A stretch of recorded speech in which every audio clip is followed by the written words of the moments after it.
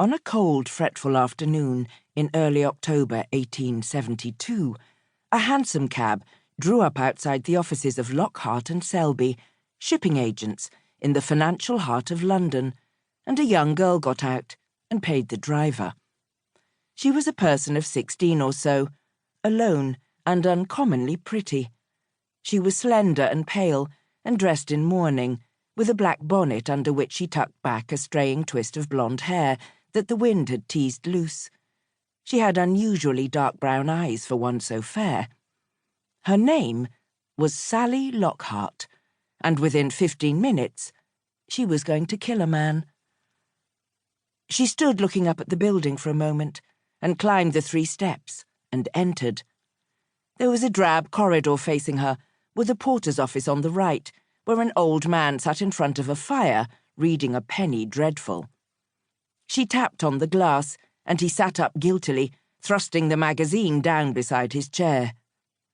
"Beg pardon, miss," he said. "Didn't see you come in."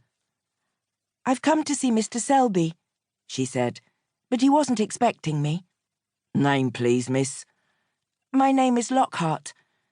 My father was Mr. Lockhart." He became friendlier at once. "Miss Sally, is it? You've been here before, miss." "Have I? I'm sorry, I don't remember." "Must have been 10 years ago at least. You sat by my fire and had a ginger biscuit and told me all about your pony. You've forgotten already? Dear me. I was very sorry to hear about your father, miss. That was a terrible thing, the ship going down like that. He was a real gentleman, miss." "Yes, thank you. It was partly about my father that I came.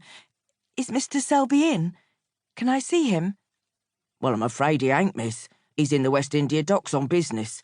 But Mr. Higgs is here, the company secretary, miss. He'll be glad to talk to you." "Thank you. I'd better see him then." The porter rang a bell, and a small boy appeared, like a sudden solidification of all the grime in the Cheapside air.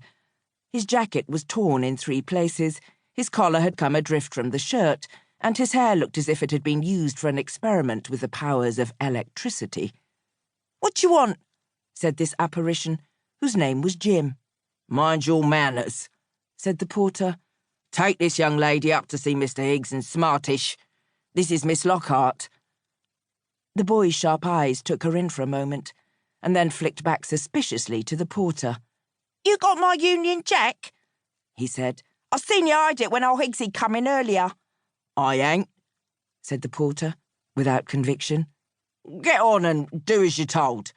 "I'll have it," said the boy. "You wait, you ain't stealing my property. Come on," he added to Sally, and withdrew. "You'll have to forgive him, Miss Lockhart," said the porter. "He weren't caught young enough to tame that one." "I don't mind," said Sally. "Thank you. I'll look in and say goodbye before I go." The boy was waiting for her at the foot of the staircase. "Was the boss your old man?" he said as they climbed. "Yes," she said, meaning to say more, but not finding the words. "He was a good bloke." It was a gesture of sympathy, she thought, and felt grateful. "Do you know anyone called Marchbanks?" she said. "Is there a Mr. Marchbanks who works here?" "No, never heard the name before." "Or have you ever heard—" They were near the top of the stairs now, and she stopped to finish the question. "Have you ever heard of the 7 Blessings?" "Eh?" "Please," she said. "It's important." "Nah, I ain't," he said. "Sounds like a pub or summat. What is it?" "It's just something I heard. It's nothing. Forget it, please," she said, and moved up to the top of the stairs. "Where do I find Mr. Higgs?" "In here," he said, knocking thunderously at a panelled door. Without waiting for an answer, he opened it and called, "Lady to see Mr. Higgs, name of Miss Lockhart."